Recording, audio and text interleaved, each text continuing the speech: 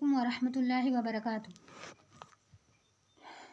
اعوذ باللہ من الشیطان الرجیم، بسم اللہ الرحمن الرحیم۔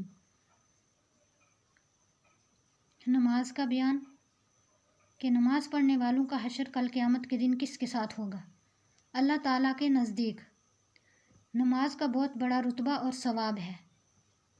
اللہ تعالیٰ کے نزدیک سب سے پسندیدہ عمل نماز ہے اور اللہ تعالیٰ کے نزدیک لے جانے والا عمل نماز ہے۔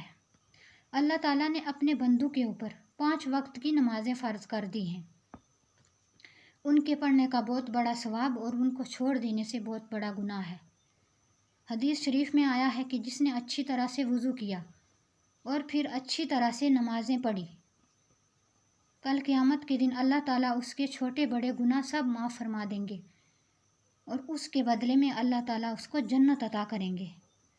حضور صلی اللہ علیہ وسلم نے فرمایا کہ نماز دین کا ستون ہے۔ جس نے نماز کو اچھی طرح سے پڑھا، خشوع اور خضوع کے ساتھ پڑھا، اس نے اپنے دین کو ٹھیک رکھا، اس نے اپنے دین کو قائم رکھا۔ اور جس نے نماز چھوڑ دی، اس نے اپنے دین کو برباد کر دیا، یعنی اس نے اپنے دین کو چھوڑ دیا۔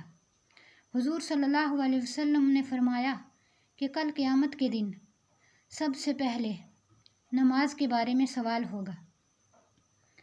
حضور صلی اللہ علیہ وسلم نے فرمایا کہ کل قیامت کے دن نمازیوں کے چہرے آفتاب کی طرح چمکتے ہوئے ہوں گے اور بے نمازی اس دولت سے محروم رہیں گے۔